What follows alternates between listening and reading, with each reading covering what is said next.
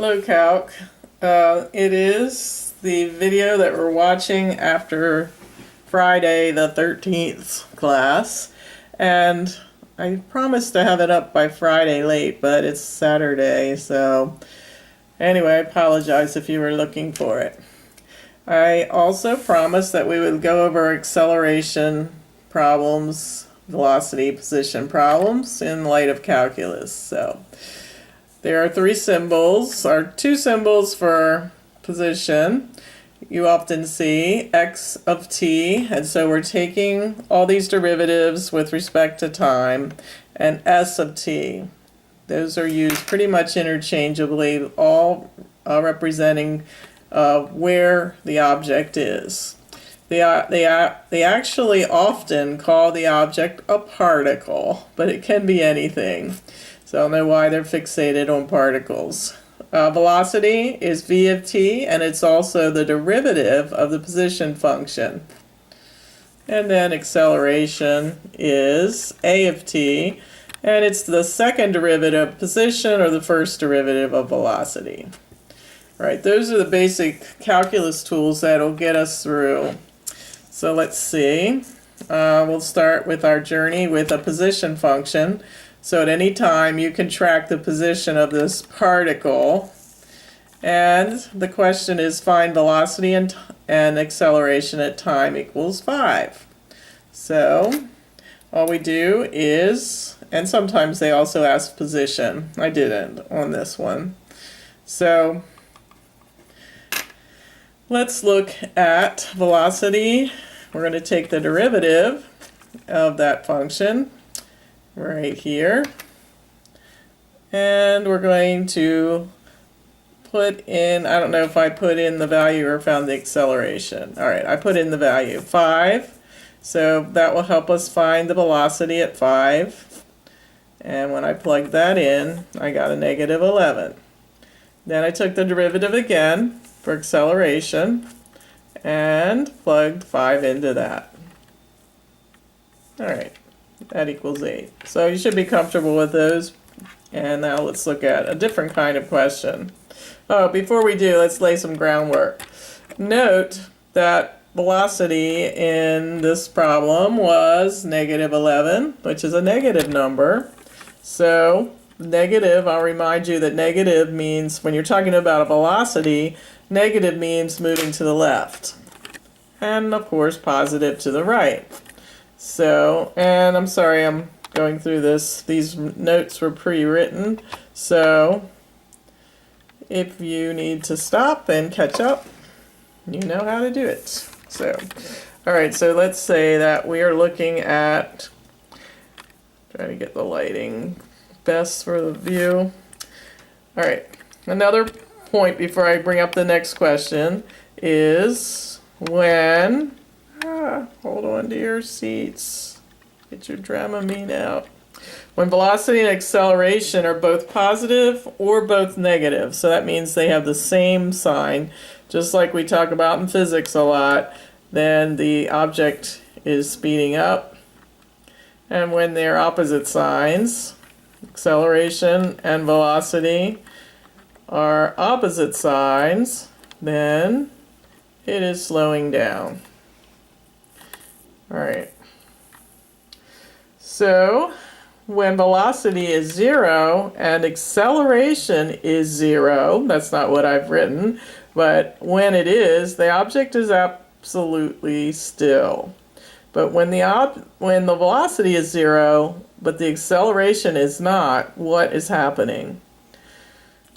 The object is, if you can tell me while I dramatically pause as I turn over the page, the object is changing direction. So it's stopping momentarily, thus the v equals 0, but it's still accelerating and slowing down as it changes direction.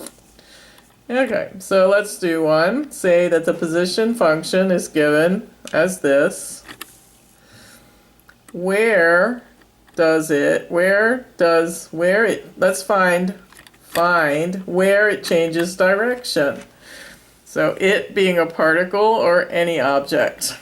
Where does it change directions? So we've hinted that has something to do with velocity. So it is where the velocity is 0 and the acceleration is non-zero. So let's check for velocity first. So I'm going to take the derivative of the function, the position function. It gives us to the velocity function. And I'm going to factor that, set it equal to 0. And when I set it equal to 0, I get time is 6 and time is 2. If one of the factors gives us a negative time, we'll just drop it. It has no meaning. But these were both positive. So twice in the journey of this particle, it has a velocity of 0. Let's see check the acceleration at these times. So the acceleration is the derivative of velocity. So when I put in a 6 and a 2, that's my little symbol for that. I made that up. So I put a 6 in this function and a 2, it's not 0. Another way I could do it is see when the acceleration is 0. So if I set the acceleration function equal to 0, I see it only is 0 at time equals 4.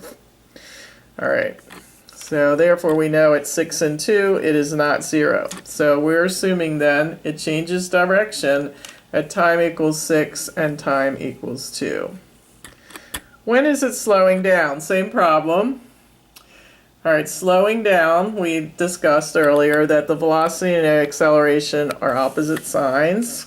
So I did a little charty poo. So I charted velocity. Look how I divided the whole problem up. I knew that the velocity zeroed out at 2 and 6, so I included them as points of interest, but I also knew acceleration zeroed out at 4. So I'm going to put all of those on my chart. 0, 2, 4, and 6. 0, 2, 4, and 6. So then I'm going to track velocity. I happen to do it above the line and acceleration below the line. So then I can visually see when their signs are opposite, which corresponds to slowing. So I took the velocity function, I took a test point in here, probably from 0 to 2, I probably took a 1, and I went up to the velocity function and put in a 1. Here I get a positive times a negative times a negative, so I got a positive. So you can see where my velocity is positive there, and I did the same thing all the way across and tracked what velocity was doing. Then I did acceleration going to this function right here, acceleration, and I did the same values. So between 0 and 2, I probably put in a 1, so 1, 6 minus 24 is negative. So I did negative, it became negative, positive, positive. So where is it slowing? It's going to be between 4 and 6. Because 1 is negative, 1 is positive, opposite signs, and between 0 and 2. So that is slowing between 0 and 2 and 4 and 6. Alright, let's go on to the next idea. And let me give you another problem. I make the problem sort of simple in the fact that derivatives are easier. If you found a problem like this on the AP test, they definitely have more complex expressions with denominators and sine and cosine, secants and everything. But just getting the theory across, I start with one that's rather benign. Alright, here is the position function for another problem, t squared minus 6t. So the question is, and this is more often the problem than the ones I've already covered. This is one of the favorites I